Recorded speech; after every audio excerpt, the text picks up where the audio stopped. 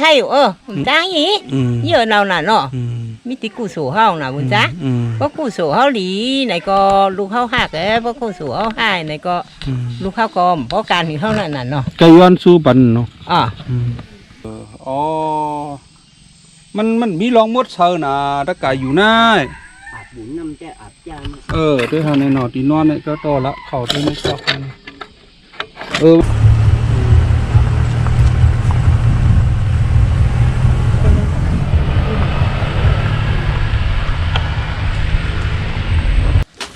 คิดก่อนอ่ะคิดก่อนเหลือหมอกไม้ป่ะหมอกมา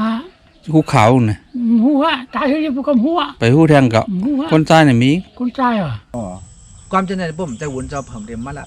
เจอคำปากก็เห็นก็คำไปยินวะน่ะก็รัดเต้นรัดก็ถูกสามคำเนี่ยพวกรัด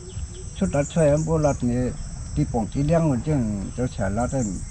มีกว่าก็เลยขายส่วนกินเดียวมีพอเลี้ยงอ่ะมีฮะสร้างเงินจะเสียถ้าว่าค้าไฮโอ้นั่นมือค้ากดใจยินอ่ะไอ้น้องมากกว่าไรเท่าปีปลายนี่ถามเมื่อตายรู้นะค้าไฮแม่หน่ะไฮในค้ามีอยู่ในว่ะอย่างเมื่อมาล่ะในก็มีบ้านมีบ้านมือไรว่ามีในรู้เดี๋ยวเหมือนในเขาขาได้ลงตะเจ็ดเทือนค่ะมีก้นหูหนวกแฮ่ก้นตาหวอดแฮ่เนี่ยก้นเท้าดิมมีเพลเลี้ยงดูแต่ก็ตัวว่าไปดูดมน้าให้ไหนแต่ป้อนทำอมแดดแต่ป้อนทำเอาเข้าหุมผืนลูกมาตายแล้วถึงพิษเองเหรอข้ากว่าเย็บหมาหูเชิดแล้วนะหมักเดี๋ยวปีเจนะพวกของทำเป็นเนาะตีชอกวายพวกตีชอกวายกว่าเย็บเลยพวกผมยังย้อนตีนวงเมื่อมองย้อนแล้วก็ใครเย็บไว้เนี่ยพวกขวัญอะไรยังก็อย่างนั้นก็เชื่อหนูไว้แล้วก็หาอะไรตั้งก็ขึ้นเปลี่ยนเลยนะเอาหนกเป็นน้องได้ก็เนาะเพราะว่าแม่นั่นก้อนเนาะเล่นใหญ่มากก็พ่อมีน้ำเหมือนนั่นเหมือนจ้าติ๊งเนาะแข็งก็วินเนาะปิ่งแข็งก็วินกว่าเองฮะลูกเนาะขึ้นแม่น่ะในเจ้าหุยหมักเพิ่งหัวเนี่ยจ้างหกพวกนั้นเหรอวะจ้างหกคุยต้องชื่อตั้งขึ้นเนี่ยนะฮะตากลางมีทั้งหมดน่ะ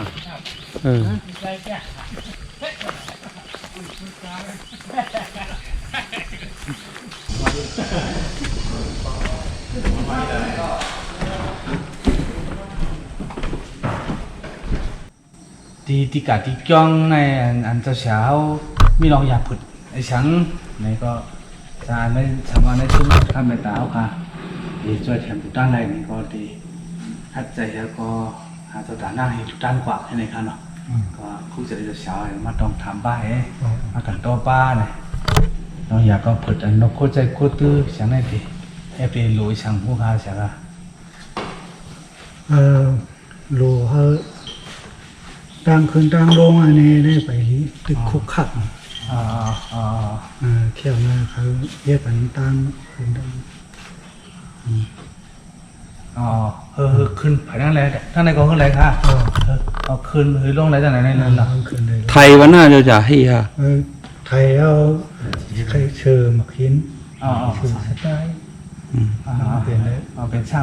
เนาะเอาเป็นอะไรก็เสืออ้างมาจากไหนแค่ดีเหมือนว่าเนาะครับเราเสียได้หาตัวคืนไม้คืนดีหาคุกคักนี่ลูกนี่ตั้งขึ้นเคยหกคัน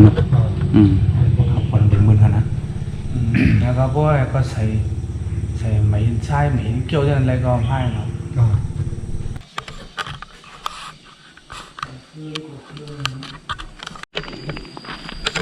เส้นตั้งเส้นในขนอนที่มันเจ้าลัดว่าใครเมไถขึ้นในเขาเนี่ยมันไถคือมันขึ้นง่ายอินไปอยู่เนาะเมื่อไกลก็เส้นตั้งเอามาทางบุญเนี่ยมันไข่หกไว้เนาะทางบุญ ขึ้นไรทั้งบนหัวลูกในเวงมานดังในก็ไข่ไถขึ้นมาขะในก็ป่องปันเสาตานนาอังคันเนาะดังในขะดังในได้เป็นตั้งขึ้นโยๆหกไว้คันเนาะตั้งขึ้นจองก็เป็นเสียนเนาะฮะเป็นเยียวยากำนำ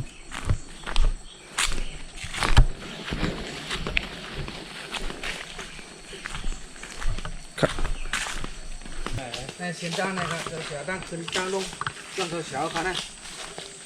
เนี่ยคือเขาคาโคตรมีเจ้าตาหน้าเขาก็เขาเขาอันกันเฮ็ดดูกันมันเจ้าในอันจ้างหลวมันเจ้าหลวกำที่หนึ่งเนี่ยอันไหนนี่ครับอันที่สองเนี่ยก็มันจะเขาจ้องมันนะค่ะนะเขาจ้องมันในมันเป็นผังไว้ในดินที่ไหนมันไปมีดินอุดห้องอย่างแล้วก็กำเสาในเตี่ยมที่สูงในหลวมลงเนี่ยสังว่ามียุคขึ้นแล้วก็ให้เป็นดินเสาอุดปันไรที่ไหนก็ดีลีนะครับมันเพราะเสียงนั้นได้ค่ะนะเพราะมีเจ้าตาหน้าอยู่เถอะในจอยกันเฮ็ดอะไรค่ะนะหนึ่งตั้งสองก็ยุคปันแคบดินมันเนี่ยในเจ้าเสียวตึกตุกย้อนในอันไหนค่ะเนาะข้าก็ร่วมสั่งข้าวข้าก็เดี๋ยวจอยกันหาเจ้าตาหน้ามันนั่นเลยค่ะ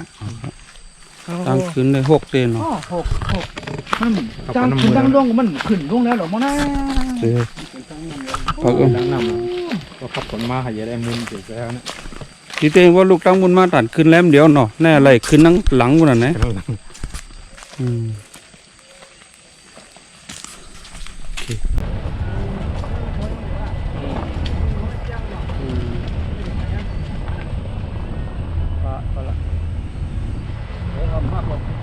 ไปเนี่ยมันจะตีอะไรขอไปฮะ ยิงสองก้อนเลยเนาะ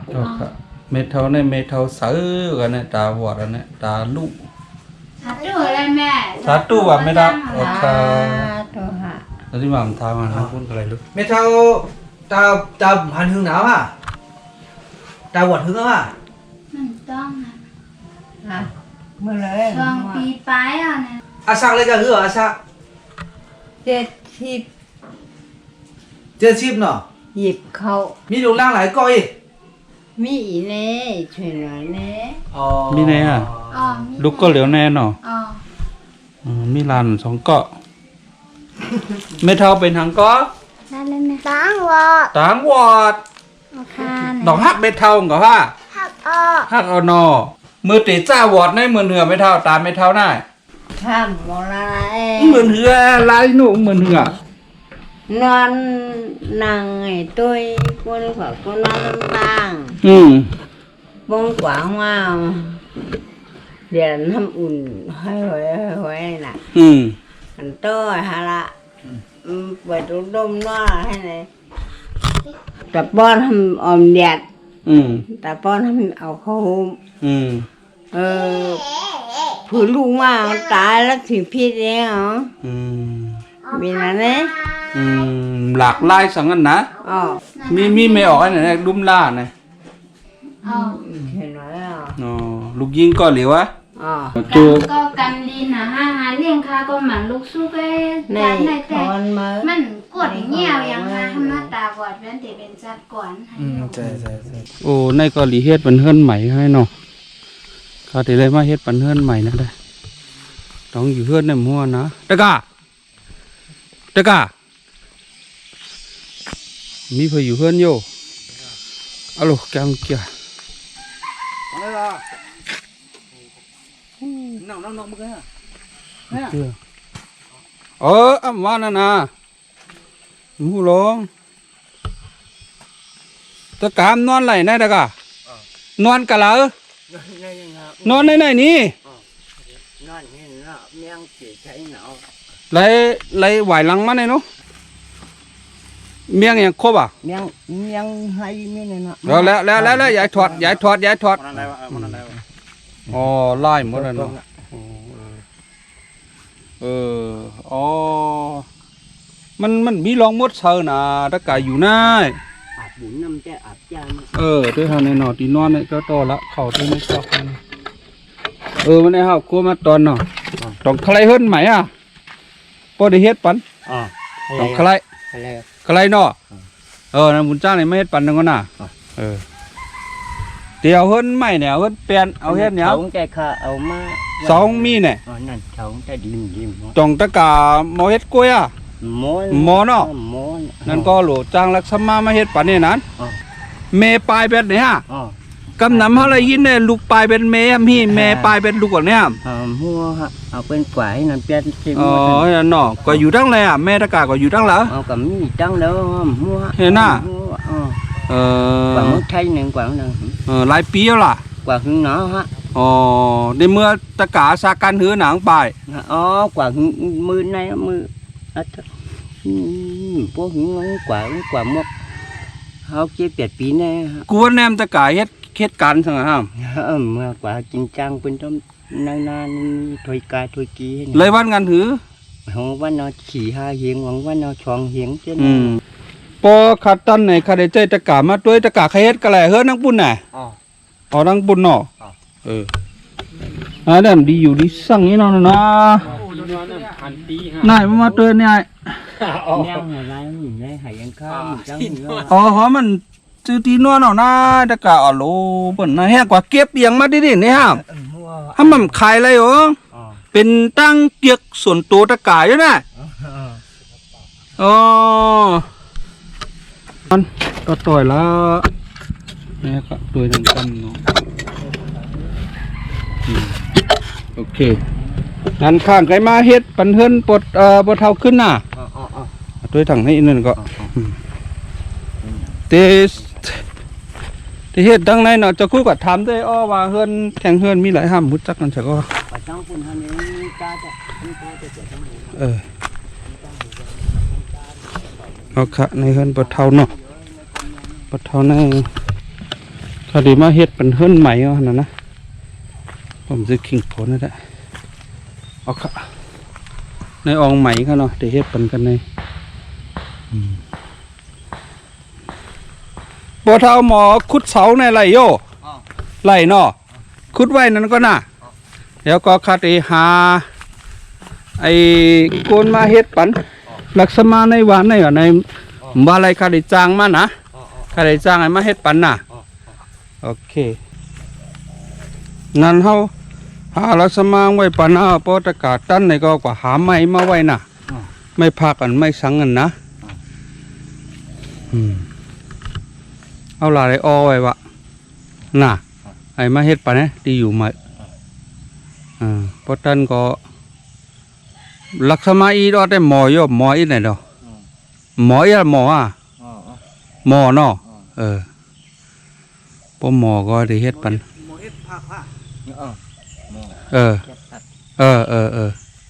นั่นบอกตั้นตะกาตั้นก็กว่าหามาไว้อ่ะนะหมอก่อนห้องแน่นะผางนี่ไหนว่าอีสังมาแต่ดีเฮ็ดผางไม่จะล้อมไม่หวังไม่ยังก็หามาเอาบันยาวหลายไว้น่ะได้มาเฮ็ดปันตะกาก็ได้รวมมือจอยป้างเขานะโอเคปนมือก็ได้ขาดินปุ้ยช้ำใจหนู ทำพี่มาเป็นไงชวนละ อ่างสวน ก็ชวนละเมื่อก่อนเนี่ยเป็นก้นเต็มทนก้อนหนึ่งเนาะเจอคำขันมีฮะหลวงนั่นก็ทำพี่มาเปิดในประดาห้ามมานาขึ้นก็รู้เก็บใจกันเนี้ยก็อัดเทย้อนสังย้อนไหนฮะย้อนนั่นน่ะเนาะย้อนไหนฮะจะลำบากไหมคำจะว่าเยอะเกินนั่นนะเพราะวางเป็นมาจึงไหนอ่ะน้องนั่นแหละเพราะว่าเป็นมาจึงไหนอ่ะใช่ก็มีเจ้าเฉาคอยเจ้าเหาคอยทั้งเฉียวเลยมาถกป้ามบันคาเลยก็เช่นตัวเจ้าเฉาค่ะลูกมือก้นดีลูกมือผีเขาได้จัดที่กำขานะเป็นมาจึงหลายปีแล้วน้องท่าค่ะโจมาอยู่ให้ในหลายปีในหลาย10 ปีแล้ว17 ปีอ่ะ17 ปีแล้วเนาะเมื่อก่อนเนี่ยเป็นก้นมักมีก้อนหนึ่งก่อนเนาะเจ้าเขาห้องกุนรวยอันบุห้องบุเรียงนั่นก็บุเรียงมาเลยมีเจอมาไหนเขาว่าไหนเขาหรอ ตัวของไอ้ก็อุกินจะทำด้วยร่างหลังละมากำทำผีตัวขึ้นในสูงมันเขาเขาสันจะไหนกือจะไหน เนื้อปานนั่นเนาะ มือปานนั่นน่ะที่โชว์เจ็บปวดว่าในขาเรียงไงหนู เงินกว่า อ๋อตั้งหมายตั้งลูกเลี้ยงไงตั้งขายปล่อยได้อยู่เฮือนมือเขายำนั่นได้หนอเงินมีกาขันของมือพ่องันเนาะเงินมีกาขันอย่างนะเงินยังฉันยังท่องของผู้ตันอย่างนะเอาไปเดี๋ยวนี้หน้ากุ้งเดิมเจอเนาะมีเงินช่องเข้าไปละกว่าจานเป็นนั่งกวาง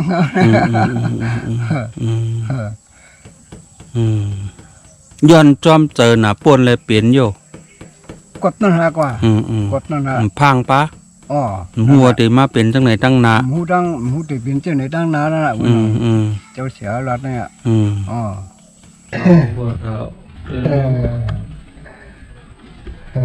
มันต่อลงไล่อยู่นายถึงว่านะกล้วยกำกล้วยเอากายใส่ยันเพียวอันโหดีประเดี๋ยวผูกไว้กล้วยหอมกล้วยลักแข็งกล้วยส้มอย่างก็ก็ปัดเขาอย่างไรให้ได้ก่อนปัดเขาปัดข้าแม่ทำไปปัดเขาจะเดี๋ยวจังกินว่าจะเหลียวเย็นนี้ว่าไปอะไรฮะเจ้าก็พอเฮาขึ้นมีตัวเฮาขึ้นก็ผมมามีแบบเขาเจอมีด้วยผมมาชนกันผมมาตัดบันนี่ดีจุดแต่ตอนนี้มีตอนนี้มีอะไรเยอะแต่เท่านั้นน่ะก็ต่างเจ้าเจ้าอย่างเจ้าตัวอีกว่าคัดใจเพราะว่าจากการในยามเป็นก้นมาก้นมีก้นกาก้นไข่โมดินหมอมือมีเฮือนมีเย่ถึงเราเดี๋ยวนี้ย้อนซาในย้อนเฮาทิ้งใจเฮาไรในก็เฮาเฮือนเย่ก็มีสังก็มีตีอยู่ในคือมาอยู่ในเจ้าเขาใจเขียนไหนที่เบิ่นอยู่ห้องกันเลยมาอยู่เนี่ยเพราะว่าเฮาเนี่ยมันเปลี่ยนชื่อหนึ่งกับเป็นบดมันเชื่อว่ามีเหี่ยวก็ชุดต่อเป็นชุนกับชุนเชียมก็มันเชื่อว่านักชื่อออกมาอยู่นอกวัดแล้วน่ะใจเหรอเพราะว่าเฮาเนี่ยเปลี่ยนกับนั่นคือเฮาคัดเหมือนเก่าขึ้นคัดใจเลยเหมือนเก่าขึ้นเนี่ยเฮาได้ตัดเป็นอันใจเฮาอันยามเฮานั่นเฮ็ดกันมันน้อยเฮ็ดมันพอเปลี่ยนมาแล้วเนี่ยเดี๋ยวหมอเฮ็ดหมอหาหมอกล้าหมอขายขึ้นนั่นเด้เพิ่นก็ได้มาถามหาเฮาก็ได้มีปีญาสังก็ได้เฮ็ดแต่เดี๋ยวนี้เปิ้นชุมกันได้นั่นน่ะจึงมันรัดเนี่ยจองที่ใจที่ห้ามใจที่ห้าก็บ่ยุ่มกินเนาะบ่ยุ่มกันก็มันก็เฮ็ดกันจังบัดหยาบกำว่าเมียวว่าเดี๋ยวกินนะเพิ่นขึ้นมือเก่าไว้ขึ้นเองเก่าแน่จังไหนใจจังไหนเป็นมาเพราะว่าได้เขาก็เดี๋ยวมาว่าเขาเปลี่ยนชื่อเขากินเนี่ยเขาตายเนี่ยเขามีเพิ่นก็เดี๋ยวมาว่าเขาไปเขาเดี๋ยวมีกล้วยเขาเนาะเพราะว่าเขามีกล้วยเขาอะไรก็เพิ่มมามีบันเท่าไหร่ความจังไหนผมใจวุ่นจะเพิ่มเต็มมาละเจอคำปากก็เห็นก็คำไปยินวะน่ะอันโบราณได้ละดูก็ชงสามกำเนี่ยโบราณชุดรัดช่วยโบราณนี่ที่ป่งที่เลี้ยงมันจึงเจ้าเฉลาได้มีกว่าจะได้ไม่เอากล้วยนะอย่าไปวนเมามังอย่าไปไหวเมามังเนาะเยี่ยมเจ้าครับจะทุกนันดานะอยู่ที่กินวันก็ทางมุงยาของกันมาด้วยทางกรรมกันแต่เหตุการณ์ในถึงหนาบนจ้างยกกาก็มาที่จูหน้าตาช่องพวกก็ว่าบนจ้าปุ๊บเปลี่ยนเราลืมตู่ฮะเป็นอาบโคขาว่ะทำเอาเป็นก้นคืนค่ะวะนะสู่กรรมช่องป้อฮะน่ะขึ้นเชี่ยอยู่ก็เปิ้นว่าเป็นแมงลุงเปลี่ยนไทยว่าไหนวะข้ามหอมาเปลี่ยนเท้าคาอไหนวะแล้วก็ปันเพื่อนนั่นก็มีหุ่นได้เหมือนได้ว่าไหนวะเขาก็ให้แล้วก็เดี๋ยวก้าเดี๋ยวโทรต่างมาว่ะคือนั่นละมูโตขึ้นอ่ะคุณจ้างไม่เท่าไหนไม่เท่าอยู่ก็เลยเนี่ยอยู่ก็เหลือเอาน่ะลูกหลานไม่เท่ามีหลายเหลียวมีอยู่แล้วว่าในกองฮะทำมีอยู่วันเหมือนก็มาลุ่มลาไม่เท่าเนาะเมาเนาะเมา1 เดือนเพิ่มอยู่ดีฮะนะ ปออยู่ลี บ่ ลู อยู่ดีจ้ะมาหรอก อ๋อพร้อมเลี้ยงดูไม่เท่าหรอเพราะนั้นหาว่าปันน่ะ อันด่วนวางปอกก็หอมเหมียงวางปอกก็หอมนั่นก็ อืม เหมียงอะไร ตั้ง ก็ฮะ ตั้งเมืองไทยน่ะมีอยู่นะ เมืองไทยมีกองอะฮะ อืม มีคนตาย อืม กว่าได้การนี้เลยมกเช่าปีปลายฮะย่อคือยินข่าวขึ้นปีกายนี่ฮะ อืมโอ้ทราบปีเนี่ยมันดินขาวบ่ ยินในปอฮะ แล้วแน่มไรไม้ปอ ก็ เนาะ ไม่ปอฮะ เป็นยังไม่เท่าอ่ะ เป็นลูกฮะ ลูกซ้าย ลูกจ้าย อ๋อตั้มไปมากขึ้นอ่ะในทราบปีเนี่ย มาฮะ อ๋อไปหันขึ้น อ๋อไปหันขึ้นกะ เงินก็มีส่งมา อ๋อ ชั่วลูกหลานในวานใน อ๋อ เลี้ยงไง อ๋อ เนาะ แค่นี้ฮะ เงินในเบิ่นใกล้ตอนไหนเบิ่นเอาเข้ามาปั่นนั่น อ๋ น่ะ อเพิ่นเราเข้าหาของเงินก็ละกองกินน่ะเนาะจ้ะ เข้าใจ นี่ แล้ว อ๋อ เข้าใจ ได้กินข้าวได้ก็ต้มหนาของเขาอะเนาะ ไม่เท่าสักกันเนื้อปีหน้า อาชาค่าน่ะอัน68แล้วอ่ะ ปักก็เข้มพัก อ๋อ เข้ม เข้มนะฮะ อืม พักผูอันนั้นพักปักพักน้อย อืม เอาคุกจะไล่เข้าก่อนน่ะ คุกจะได้คุกจะได้จ้าให้ฮะลูก ชาวปีเนี่ยมันหันหนาขึ้นในป้อง อะไร เนาะ ก็ฮะ อืม ขบัดตายหรอมือตี เพราะ มาบอกจ่องใจเรียกเหรอฮะบนลูกหลานมาอยู่เจ้ามาอยู่ก็เรียกจ่องใจเรียกเหรอฮะ นี่ก็จ้าให้ฮะลูก ไม่ซ้ำทิ้งใจซึ่งเหรอ ข้านี่ ล็อกลายมันนี่หนู ข้ามหมดละบางปอก็ให้อยู่จ้าให้เยอะเราน่ะเนาะมีติกูสู่เฮาน่ะบุญจ้าก็กูสู่เฮาหลีไหนก็ลูกเฮาหักเพราะกูสู่เฮาให้ไหนก็ลูกเฮากอมเพราะการที่เฮานั่นน่ะเนาะ ก็ย้อนสู้ปันเนาะ ก้อนสู้กันให้ลูกหลานอยู่ อ๋อแน่นอนคงอยู่ดีกินบ้านนั่นนะฮะรถเทศรถหลานเนี่ยลูกเฮากอมเนาะ ก็ยินข่าวลูกลัง บ่เรียนขาวก็วาง ดีว่าให้เจ้าจ่องใจเรียกเหรอน่ะ ข้าว่าข้าไฮโอนั่นมือข้ากดใจยินน่ะไอ้น้องมากกว่าไรเช่าปีปลายนี่ถามเมื่อตายลูกนะข้าไฮแม่น่ะไฮในข้ามีอยู่ในว่ะอย่างมาล่ะในก็มีบ้านมีบ้านมือไรว่ามีในลูกอาชา40 ปลายก็ฮะลูกค่ะ ไม่เท่ามีลูกหลายก่อนนะ ถ้ามีถามมีเก่าก็คือถามก็เหมือนจ้ะ ดูหมดแล้วฮะเจ้านั่น ลูกมดอะฮะ ก่ ก็ลูกเมืองไทยก็ลูกเหมือนจ้ะ อืม ลูกค้าอีก็เป็นปีหน้าหลวงเพิ่นได้เขียวบางบะเขียวแมงมันก็ตีดเดือนบะก็ตีดเดือนเดี๋ยวก็มาเพิ่นเอาสาย ลูกค้าก็มีอันร้านค้าในห้ามก็เป็นมูลจ้างแล้วมีเมืองไทยก็นั่นก็หันหน้าหันตาเป็นมือกว่ามือมอกหน้าฮะลูกมือกว่าเมียแก่ก็ตายไปแล้ววะ อันเหลือ3 ก้อนนี่ไม่ทำเลยใจใหญ่แพ้แล้วนะ ข้าน่ะเมียนมีวันมานักวันนะบุญจ้า อันใจใหญ่อะไรนะ อันจะอย่าได้ก็อยู่ดีกินบานมากกว่าเขาน่ะแน่ฮะน่ะที่บุญจ้า แค่ครับมาอยู่จะไม่เท่าครับ เพิ่นว่ามีเฮือนมีเยกวนล่ะบุญจ้าอีนก็กว่ามีเจ้ามีโผก็เฮามีเจ้ามีโผน่ะเฮ็ดน่ะบุญจ้าก็ เนาะเพราะว่าแม่นึงก้อนเนาะเล่นใหญ่มากก็พ่นมีน้ำ เหมือนนั้นเหมือนจ้า ไปทิ้งเนาะ แข็งเอาวิน ก็ เนาะ ปิ่งแข็งก็วินกว่าฮะลูก เนาะ ขึ้นแม่น่ะเมื่อตีเอาก็บุญจ้างข้าว่าอีน้องเพิ่งมีเมนก็เหลือมาเปลี่ยนผ่านได้นะให้บุญจ้างข้าได้ข้าให้ใครปันกว่า ใครปันกว่าห้ามกว่าเอาหนามจ้างว่าหือ มันหักโผแม่อยู่ นั่นน่ะข้าว่านั่นน่ะ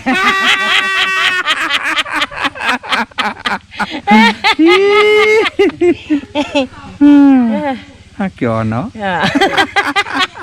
ที่บุญจ้าเท่าดีเขาใครไล่กันเอาปันเอาจ้างนี่รู้กันเป็นรักกันกว่าล้านน่ะ เดี๋ยวนะมันยังมันลุ่มล่าอีก จะออกรุ่มล่านั่นน่ะ แต่ก็มันเหมือนอยู่ใกล้เฮือนเดียวกันลูกกันว่าได้ เขาขันตรงขันนิ่มก็การอะไรเฮียรู้บุญจ้าสิหี ซื้อว่า ว่าห้ามตัวห้ามลูกก็ไม่กินฮะลูกให้ก็ป้ากินลูกกินล่างองป้าเปิดเลี้ยงก็จ้าให้น่ะบุญจ้าอันเปิดได้เปิดปลาหางเขาบนกล้วยเท่านั้นน่ะ ซื้อว่า ลูกล่างแต่ปลาหางเรา สาธุไม่เท่าน่ะ อ๋อ มีอย่างขาดเลยมาเหลไม่เท่า อ๋อ เพิ่นน่ะ ต้นนะ ข้าม ฮะ คนผู้ยังชื่อเนี่ย หูฮาก็น่ะ อืม มุ้งปีกานะเขามามุ้งปั่นน้ำจ้า อ๋อจ้าลูกลังจ้า อ๋อ อืมอยู่นี่เนาะ อ๋อตั้งทีตั้งให้นะจ๊ะจ๋า อืม อันนี้กำเขียนให้กำน้ำ ปีนี้ เนาะ ปีนี้สากันเหนือปีนี้ อ่า สากันเหนือล่ะปีหน้าเนี่ยครับ นี่ฮะข้าก็ว่างว่า อืมเขากว่าหึงอ่ะ กว่าเลย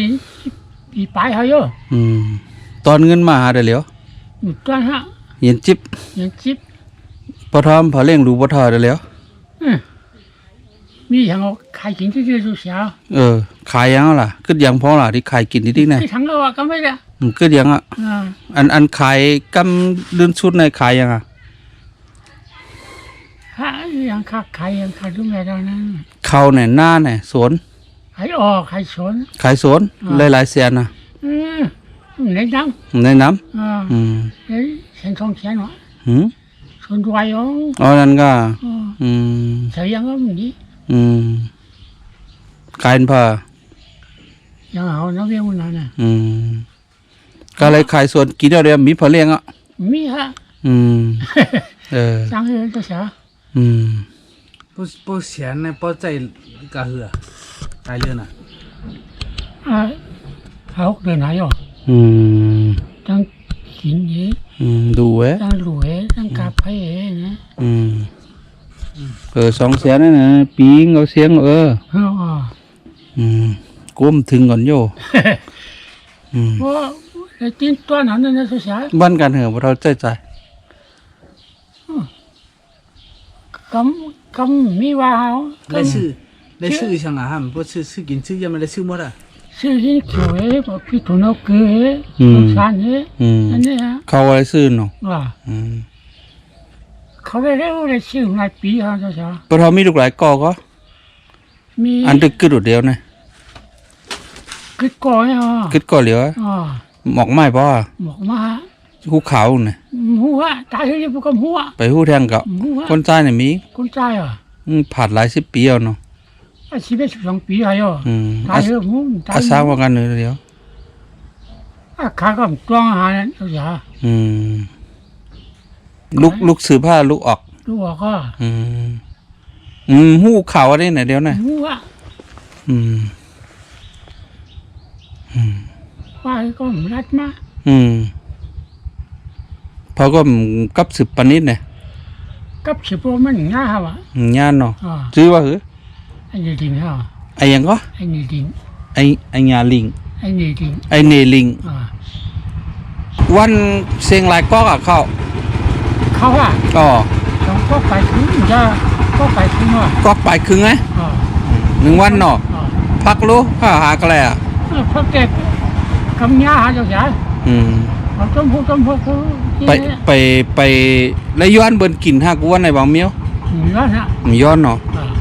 ซื้ออะไรเอ้ย อ่า กินเขียวน้ำมันเกินซื้ออะไรเองก็ อ่า ไปถึงขั้นว่าไรย้อนก่อนเนาะ แล้ว อืม ถ้าคนมีเขาไม่ได้ซื้อไว้นะคนมีก็มีน้ำทางเลยเขานะ อืม นี่สวยเกิน อืม น้ำมีน้ำมันเนี่ยสวยหมดแล้วเหรอ ปีฮันนี่ว่างกันน่ะ มีฮะ ตักอะไรกินน่ะ ตักมาเห็นหรอกกันนะ ตักเอาก้อย อ่า ไปปึงมากก้อยโยเป๋ยังอ่ะ ฮะ ติเป๋เนาะ หรือว่า3 ปีนะเจ้าชายเขาเดินนะ 3 ติ ง่ายดอกกันนี่เหรอ ใช่แน่เนี่ย อ่า เปิดจอยหม้อเทือน3 ติหรือ 3 ปี เออ เดี๋ยวเนี่ยก็ยังกว่ายังโคตรตั้งดีๆแค่ข้ามหูมิวน่ะ ยังไปไว้ยังฉันโคตรอ่ะ ไปร้อยแล้วเหมือนกันเนอะ แค่หนูอ่ะ ยังห่างยังฉันโคตรตรงดีๆอ่ะ 80กันเหรอพี่น่ะ แต่ที่ไปเอาอ่ะ ไปถึง9ก่อนเนี่ย ไปถึงให้ เพราะเท่าขายเนี่ยมันเลยยังอะไรนะมียังขายอ่ะ มียังอ่ะ หมดอันขายกำเดือนชุดเนี่ย หมดอ่ะ หมดอ่ะหน้าก็มีอ่ะ มี กึดแวงแน่กะ นั่นเนี่ย ข้าไม่กึดอย่างไรจ้อยยอข้าไม่ ก็ดิ แวงในกว้างอ่ะน่ะ กว้างห่างๆยังคนแบบนี้ผูกยังต้องผูกที่ แวงอมวยพอน่ะ แวงเงินผาแวงผาแวงปอเท่าไม่เท่าปานบุญนาฮีแวงผาบ่เรามาซื้อเอากล้วยดอก เชื่อเนี่ยมันมีเจ้าเนี่ยเขามาอยู่ อ๋อเมื่อก่อนมีผา มีเผย เพื่อนนำเราเฮ็ดกล้วยน่ะ อ๋อ อืมอืม ล้วนนี้ได้ปันแน่ อ๋อหลอนนี่ดอก อ่า อืม เนี่ยล้วนนี้ได้ปันแล้วหายนั่น อืม โอ้โหบอกว่าเลย อืม มันชอบได้เท่าไหนอ่ะ อืม ข้าหาพังมันว่ะ อืม มันวานห้ามั่งน่ะรามุน อืม ข้ากว่าเย็บหมาโหชอบแล้วนะ อืม เอาให้ หมักเดี๋ยวอ่ะเดี๋ยวอ่ะ ปีจังนะโอ้ของ ทำเป็นเนาะ อืม ตื้อชอกว่า อืม ก็ตื้อชอกว่ากว่าเหยียบไปผมแม่งย้อนตีนองค์เมื่อมองย้อนแล้วก็ใครเหยียบไปเนี่ย อืม ก็ขวัญในเลยเฮียงก็อย่าแล้วก็เชื่อหนูว่าแล้วก็หาอะไรตั้ง จอกขึ้น เปลี่ยนเลยนะ อ๋อเอานกเป็นน้องปอทอมเป็นทางอา ฮะ ปอเท่าซ้ำเป็นทางลา มันเป็นฮักคดตีนในแบบไม่บาดเลยอ่ะ อ๋อ มันเตอของคาสติหุ่งน่ะ อืม พวกข้าเตอของกัมเปิ้นอ่ะกัมเมื่อเปิ้นอ่ะผ่าปากข้าวอ่ะก็ผ่าที่พวกข้ากว่าคาสติของ อืม คาสติกว่านะ อืม กัมเมื่อบังเอาเต้ โอ้เนาะข้ามดันเป็นทางเนาะ พอตีนในไม่บาดเนี่ย อืม ของถ้านุ่งคนยาวเนี่ยโดแล้วนุ่งคนยาวทำตื้อชอกว่าไง อ๋ออืม มันตื้อมันผ่านอกนะ ปอเท่าจอกลมแบบไหน ก็อะไรเฮ็ดไหนอ่ะ อ๋อ หมากไรปุ๊บมันเจี๋ยแตกนะมันเหมืองแตกขึ้นมานะมันมีฉอกหวานม้วนเนี่ยหลวงป่นฉอกหวานม้วนเนี่ยฮะ อ๋อก ำไหนพวกมันคือหน้าโชว์เลยว่าหวานม้วนเนี่ยคือหลอดม้วนรองนะพวกหลวงพวกว่า จะเป็นเพเนาะ โป ระวังคู่ดังหูมี โปตินตัวละโปตินได้แห้งนะ อืม โปตินได้แห้งเพราะไหนปรุงกว่าเพราะว่า อืม ปรุงเพราะปรุงเจือนหวานเนี่ยอ่า อยู่กันไหนก็ได้แน่ อ๋อ อยู่หลายเก็ นั่นนะ อ่า มีชงก็บ่รู้ว่า นั่นลูกขนาด อ๋อลูก น้องอีกก็มีเมืองไทยอยู่นะ มาเนี่ยอันเมืองไทยมาเนี่ย มา หลายปีแล้ว โอ้10 ปีบ่ายแล้วอะ มาหลายปอก10 ปี 10 ปีเนี่ยเอามาฉีดบอกหาบอกเหรอของลูกเขามีแน่นะบ่รู้ของลูกโทรจูกันนะลูกมี ตอนเดียวเหตุการณ์สัง ฮะ เหตุการณ์สังกินตอนเดียวมีนามีไห่วะ เมืองไทยมันน่ะ ตอนที่ไหนที่ ปอ ไหน เท่า ตอ อ่ะ นนั้นน่ะข้าเฮ็ดเอาไปเฮ็ดกินชนโทลินนั่นเนี่ย นั่นเนาะในเหตุการณ์ยังอ่ะ อ๋อ กัน กินนั่นเนี่ยอะไรอย่างนั้นกินตัวได้เปลี่ยนกินนั่น คนใหญ่น่ะเสี่ยวอ่ะ อ๋อ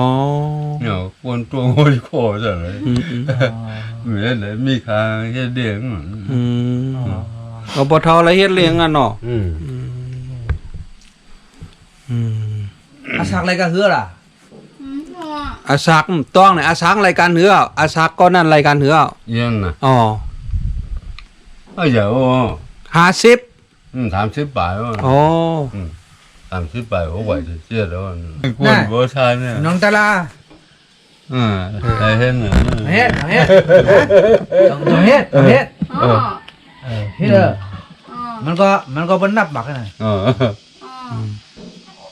เอ้น่ะเดี๋ยวนั่นน่ะแต่การได้นี่ เจอ เฮ็ดอ่ะ อ๋อ แค่ใส่จักถ่วมหูเนี่ย บ่ให้ไหนยินดีนะ ใครใส่จักถ่วมหัวเมียอันถ่วม มีอ๋อ ห้ามใส่ห้าม ห้ามใช้ก็มาค้าไว้เฉยจ้องเหรอ อ๋อ กูกว่าไปแล้ว มือถือไว้เอามาเด้อ ฮะ มือถือไว้ เอามาปันต้วยว่ะ มันบ่แค่มาจะนอกพูดได้หรอ ใจมาหลายปีแล้วล่ะ คืออะไรเดี๋ยวมือเอียนออกมาบันเดียหนุ่มนั้นกามขาเมื่อเฉียขาสั่งไว้แล้วนะปีหึงเอาอันนั้น การหือล่ะพอเท่าซื้อว่านั่น วันนั้นในชื่อไอ้หนุ่มลาดมาตรงจีนเขาย้อน12,000เองว่ะพวกปทองเอาปัน10,000เนี่ยเด่นไงเขาโชคขึ้น2เอง ข้างไกซื้อมาตอนอันใหม่ อ๋อ อันเหมืองน่ะอันเหมือง อ๋ออันหมาน่ะ ใกล้ข้างไกไม่ซื้อมาหลูบ่เท่าดังหน้า อ๋ออย่าจองเฮามันพ ป้อมแหนเขียนดูมันมีแม่กันนะ โอ้ยเนี่ยมันหูคอมันเจ้ามันเจ้าละร้อนนั่นชักเนาะ นี่โลวอลลุ่มไหมนะพี่นี่ป่ะ เรื่องแบบเนาะค่าชื่ออันนั้นกลางหมื่นกับว่ามันข้ามเปลี่ยนบักทานาใส่กว่าก็เฮือนไหนแล้วก็เผื่อเปลี่ยนย่องมากขึ้นก็สู้เรียงก็เช่นเนี่ย ขามมือนั้นแหละ อ๋ออันนั้นได้ขามอ่ะเมื่อนั้นเต็มขามบักทาดอ่อนขามนั่นเต็มมีสายเอามาเยเถอะไหน อ๋อเป็นไวเลส หมกหน้าเนี่ยเอามาเยอะ เป็นไวเลส